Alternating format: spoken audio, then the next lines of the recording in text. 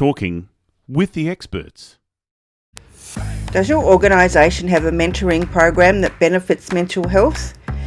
Doug Lawrence discusses how it benefits all organisations in episode 300. Yeah, that's absolutely correct. And I was just thinking of, establishing of a mentoring program. And one of the organizations that I'm working with, they're probably one of those organizations that every mentor wishes that they could be a part of, or that they could have some influence on. But they did a employee survey right out of the gate, first off, to determine, would you be interested if we decided to go down this path? Would you be interested in being a part of a mentoring program if we put one into place? And they got something like 86 or 87% of the employees said, bring it on. That's what we would love to have here in the organization.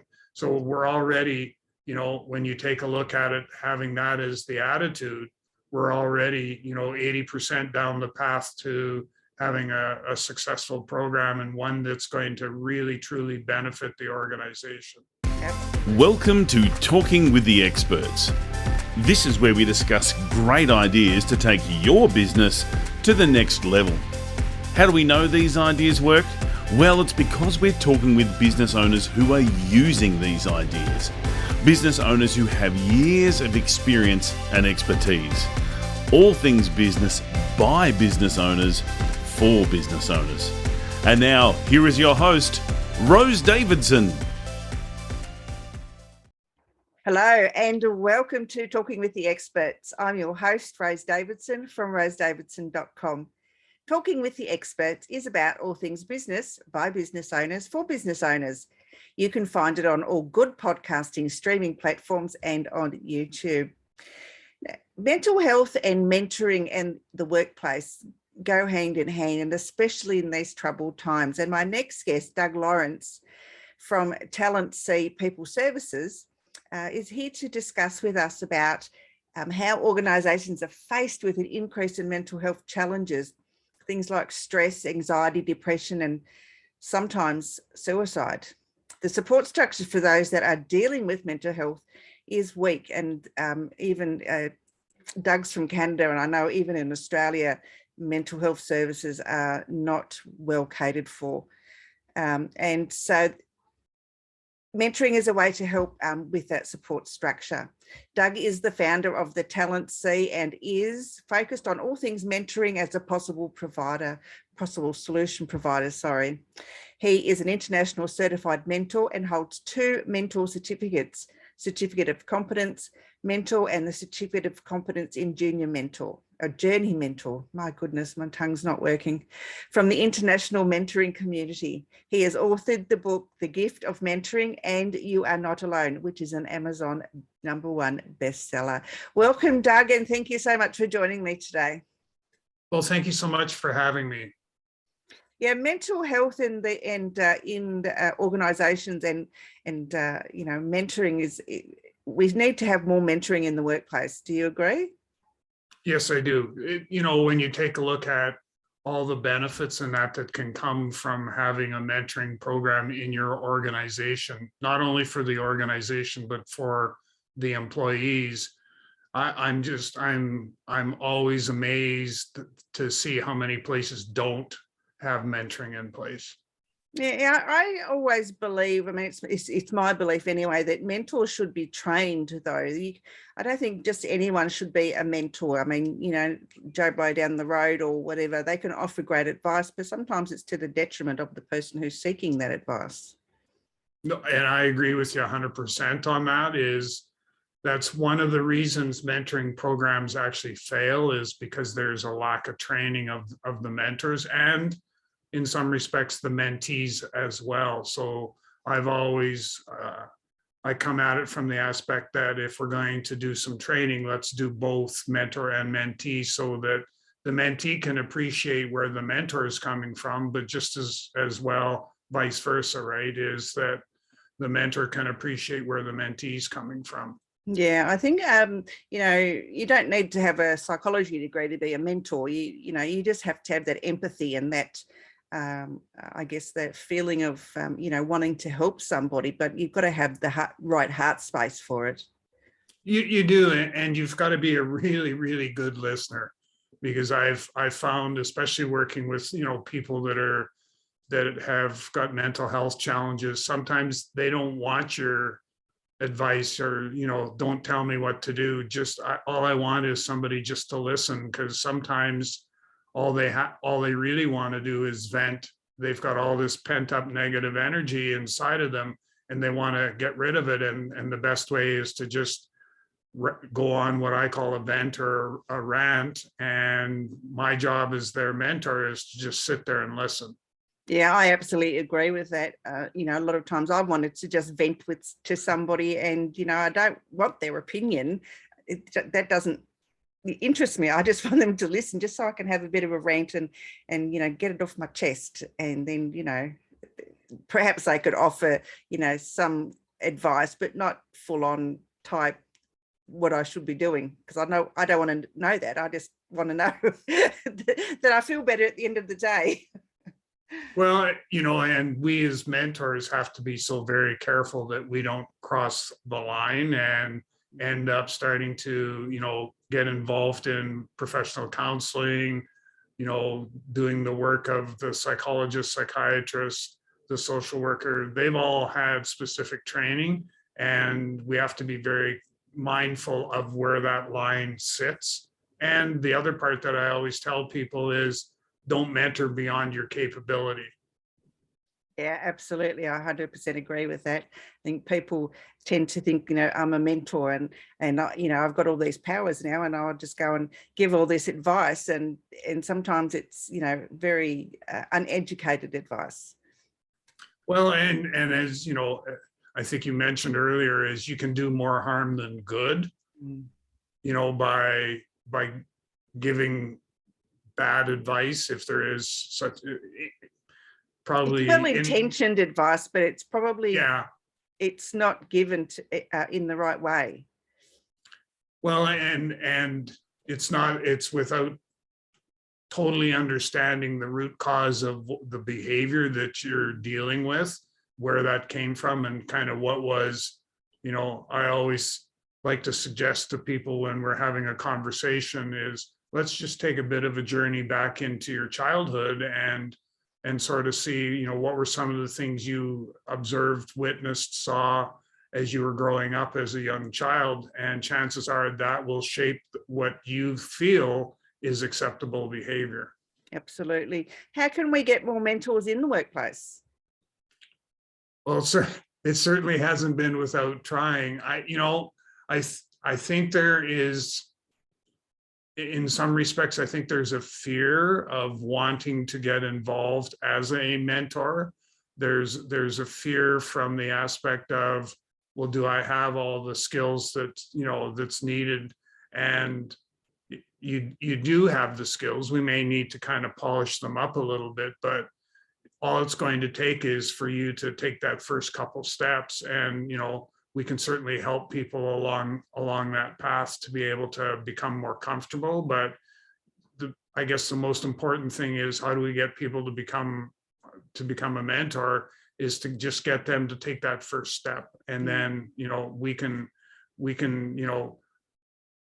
we can help guide them on their journey to become, that much more stronger of a mentor over time. Yeah, I one of the speaking establishments that I belong to, they always say, don't get feedback from somebody who's not trained to give feedback, and don't give feedback if you're not trained to give it. And it's totally true, because we're all offering an opinion, but is it feedback that is welcomed by the other person? It's a very fine line. Yeah, it most definitely is. I was just, as we've been talking, I was thinking of, I met with a chap yesterday who rightly has decided that he wants to expand his knowledge and how he applies that knowledge from a practical perspective. And, he's concerned that he may not have the right skill sets and all of that. And I had to reassure them that, yes, you do. We just, like I said earlier, we need to just kind of polish things up a little bit. And, the big thing for him, and he's doing it quite well so far, is to just be able to listen and hear what the mentee is saying, because the story will unfold from there. Yeah, I think organizations that have mentoring programs, I think, are the more successful ones, because the staff have got to obviously be a lot happier, a lot more productive, because they know that if they've got an issue and they can't speak to their manager, they can go to the mentor of that particular department or whatever, and sort the problem out, and they may be able to help them with the solution. Yeah, you're absolutely right. Because I know when I do leadership mentoring, and typically what that is working with, as I call them, kind of baby managers or baby leaders. And the one thing that I've found that works, one of the techniques that works really well, is to get them to walk through their week. And Monday to Friday, and let's talk about some of the things. And we come at it from the aspect of using reflection, where I get them to tell me what went well, what didn't go well, and what will we do differently next week if that same sort of thing comes up. Yeah, and if you've got a mentoring program within your organization, I mean, the mentor will need a mentor of their own, because sometimes they have a lot of people coming to them for advice or help or whatever, and so they will need to go on to somebody else. So it's just it's beneficial, because people get to be a lot more relaxed, I think. And I think maybe that there too, though, in organizations that don't have a mentoring system, they might have an issue with gossip. They're not sure whether what they tell their mentor is not being gossiped to the higher management or around the office. So there could be that issue as well. Yeah, confidentiality is a huge issue, and kind of one of the things I use as an analogy is the water cooler talk, where all the employees gather around the water cooler and they share stories about everybody else. And it's mentoring needs to have that understanding that it's a process that is deeply wrapped in confidentiality. So I always tell people that, the conversation that we're having right now is between you and I, and it stays in this room. It goes no further. And when I do stuff with organizations where the senior leadership have brought me in to maybe do some mentoring with some of their employees, it's with the understanding, and I tell them right up front that I won't share any conversations or anything that comes out of those conversations with you as the senior leadership, because that is a privileged conversation between me and your employee. And and what I need you to understand is I will come back to you with some common themes, some things we need to think about and work that maybe will change the culture of the organization. But I'm not going to tell you that Sally said this about Bob and John said this about somebody else. So it just, the more that you can emphasize the confidentiality piece, what ends up happening is then that it's easier for them to open up and share what's actually causing some of the behaviors. Yeah, I agree. I think sometimes, people become mentors and they're the office gossips, and, and they become a mentor just to hear the gossip. And so they're not vetted very well. And so that causes the mentorship program to break down, because no one will go to them for the, obvious reasons. Yeah, that's absolutely correct. And I was just thinking of, the establishing of a mentoring program, and one of the organizations that I'm working with, they're probably one of those organizations that every mentor wishes that they could be a part of, or that they could have some influence on. But they did a employee survey right out of the gate, first off, to determine, would you be interested if we decided to go down this path? Would you be interested in being a part of a mentoring program if we put one into place. And they got something like 86 or 87% of the employees said, bring it on. That's what we would love to have here in the organization. So we're already, when you take a look at it, having that as the attitude, we're already, 80% down the path to having a successful program, and one that's going to really, truly benefit the organization. Absolutely. Absolutely. So you've written a couple of books, Doug. One is The Gift of Mentoring. Could you just tell us a little bit about what that's, what it's about, and where they can find it? Yeah, I certainly can. So The Gift of Mentoring was my first book, and it was one where I've been involved doing lots of mentoring and writing lots of blog articles and stuff like that. And I had a few of my colleagues, a couple mentors, say to me, you should take all that knowledge that you've got and write a book and share that knowledge with the rest of the world.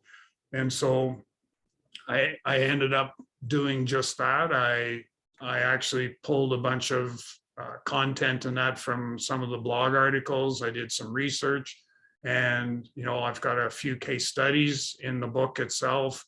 And what it basically is, the idea or the concept behind The Gift of Mentoring was that, number one, mentoring is a gift. Number two was that this is mentoring 101. So this gives you the basics, the understanding of the mentoring processes and concepts. And I have a lot of people. In fact, I kind of reversed the order here the other day. I went to see my chiropractor, and I had taken him my second book, You Are Not Alone, and given it to him, and he had started to do some reading. And so I went for a second visit with him, and all the questions he asked me about You Are Not Alone would have been answered if I'd have given him The Gift of Mentoring first. So I made a point of stopping and dropping that off. So The Gift of Mentoring, like I said, is basically the mentoring 101. It's available on Amazon.com, Amazon.ca. So if people are interested, they can certainly purchase the book from there. And then I ended up with much the same sort of journey with You Are Not Alone, which was it published in January of 2022. And same sort of thing was I had been involved in mentoring people with mental health challenges, and I was recognizing some very interesting things as a result of my starting to do the research and stuff on that.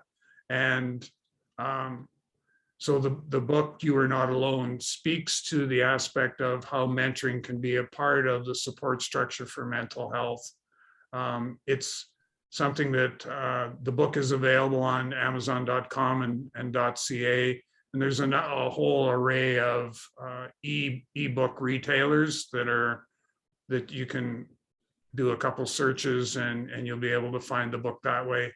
The surprise that I hadn't counted on that came, which was the book became an Amazon #1 bestseller. That was kind of not in the plans, and was a welcome surprise to the whole journey. Yeah, congratulations. It's not an easy journey to get there.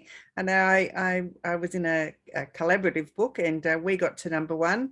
But yeah, it's a lot of push, and it takes a lot of work to get there. It's not like you just sell 30 books. It's really got to be pushed quite rigorously to get to that status within a short period of time. So yeah, so congratulations on that. Have you got another book in the pipeline? It's interesting you should bring that up. I realized that writing a book is a task, and that one of the things I was able to, You Are Not Alone, I was able to get it written and get it published and get it out there, but it wasn't without interruptions and distractions and all those things. So what I'm doing is, and I actually I leave on Sunday, and I'm driving to, Radium Hot Springs in British Columbia and I've rented a condo or a villa, whatever you want to call it, and for a week, and I'm going to sequester myself for that week. Excuse me, sequester myself for that week and get started on writing the book. And what I've done is I have a couple key chapters that if that's all that gets written in that 5 days that I'm there, then it's been a successful trip. So, yeah, it's a long journey, long drive to get there too. I used to live in British Columbia. I lived in the Okanagan Valley, and I went to the Radium Hot Springs when I was a child. And it's well, that's about 50 years ago, but it was a beautiful place. And my God, it was just really, really nice, and I had such a good time there. So yeah, it'd be a really relaxing place to be able to go to write a book. it is, and ironically, it is the first, well, down the highway a little ways to Invermere, which you probably would recall. Invermere was our first posting, my wife Deborah and I, our first posting as a married couple. So she got her first job, she got her driver's license. So there was a number of firsts that took place while we were there. So it has a bit of a sentimental value, which I'm hoping I can channel into some creativity that's going to help me with the writing process.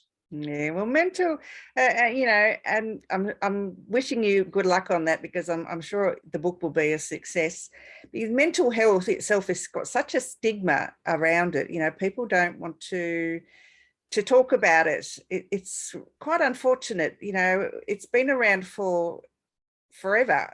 There's been mental health challenges forever, since day dot, since the dinosaurs, I think. And you would think now in this day and age that people would be more willing to talk about it, but some employees will just not allude to the fact that they are challenged with a mental illness, whether it's depression or anxiety, or just stress or whatever, because they're a fear of getting fired. Well, yeah, and organizations, even in today's world, organizations are not that supportive, as far as providing the support structure. It's frowned upon to, as I call it, come out of the closet and ask for help. It's frowned upon, and it's also, for males, it's a sign of weakness. The expectation is just kind of suck it up, buttercup, and deal with it and get back to work. But that doesn't help the situation. That doesn't help that employee begin or even try to heal, because they're afraid to reach out for help. Yeah, especially if the anxiety or the stress or the depression is initiated in the workplace, initially. So, a lot of, I know in Australia you can go on stress leave, but still then, when you come back off stress leave, and you can get compensation for that, through your workplace health and safety. However, people just still look at you like you're should I speak to them? Are they safe to speak to? Will they be this? Will they be that? There's just such a misunderstanding about what these things are, and people have them every day. Well, and consequently, that feeds right into sort of the title of the next book that I'm working on, which is, the title is going to be The Silent Pandemic. And that's so fitting, because when we take a look, all the attention has been on COVID and all of that, and we've kind of put behind us, or I guess that's probably the easiest way to describe it for now, but we've put it behind us, all this other stuff that's going on, anxiety, depression, suicides, all of that is stuff we've kind of just parked or put it on the back burner for now. And yet it's still there. It still continues to bubble and boil and continues to grow. but we're not doing anything to address it whatsoever. And that's why, for me, when I did the research and everything else that I had done, that's why I found that mentoring was a perfect fit for that support structure gap that exists today. Yeah, I agree. I think if we can get mentoring into more organizations, doesn't matter how big or small you are either, it only takes, like, rather than the owner being the mentor, just the second in charge or just somebody that's in the organization. It just can, take on that mentoring, especially for the younger ones too, who are just coming into the organization and they're, feeling a bit lost and unsure about, expectations of the organization. When they first get there, a mentor is always, I think, a really great starting place for them. Yeah, to have mentoring as part of your onboarding process for new employees, yes, definitely. But it's surprising how many organizations don't do that. They'll give you a manual to read, or they'll maybe spend a couple days with you and then kind of cut you loose. I remember one organization that I went to, they were doing their annual performance reviews. And so if I'd have known what I know now, I'd have stayed where I was working for another couple of weeks or another month, and then made a point of then starting my new job. But I basically sat there. I did lots of reading about the company and all sorts of things like that. But as far as actually engaging with people and getting to know staff and all of that, nobody wanted to talk to you because they were all wrapped up in the annual performance reviews, which then would result in bonuses or no bonuses and stuff. So yeah, you've got to love those annual performance reviews. Boss doesn't come to you all year except for when it's performance review time, and then you find out whether you've been naughty or nice. Well, yeah, and the part that always frustrates me with those things is that if I've done something that wasn't up to your standard, you need to tell me at the time that you identified it and not wait and do it once a year. Absolutely. I've been in organizations where they only praise you or put you down once a year, and they don't tell you, where you've made errors, and just let you keep going on. And then, next thing you know, you're out in your ear because they said, well, you're not performing well enough. And I thought, well, why didn't you tell me this ages ago? Anyway, that's, their loss, really. Yeah. That's what I keep saying. Doug, it's been an absolute pleasure talking to you today. Where can people find you if they'd like to know more? They can reach out to me on my soon to be released, newly improved website, www.talentc.ca. And they can also reach out to me through LinkedIn. So do a search on LinkedIn and you'll find me there, and reach out through there.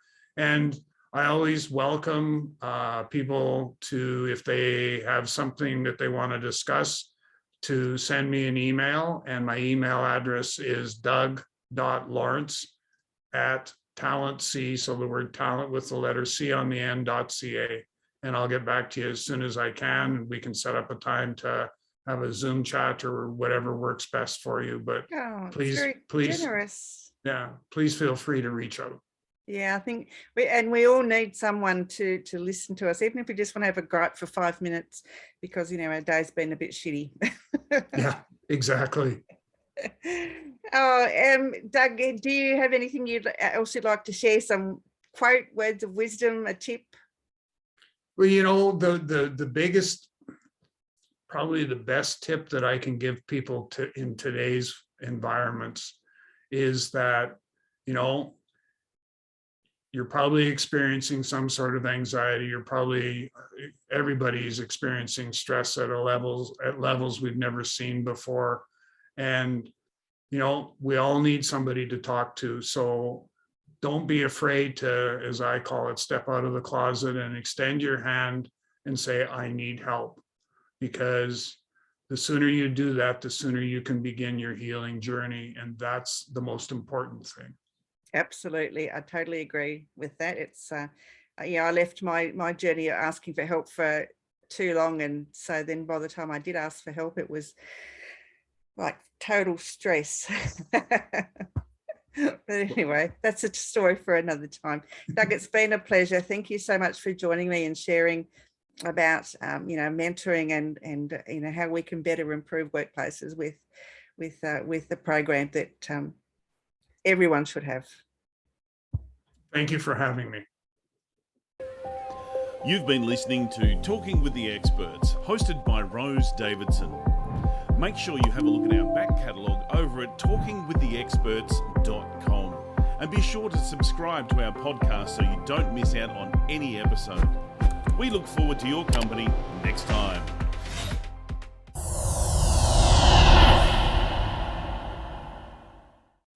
Talking with the Experts.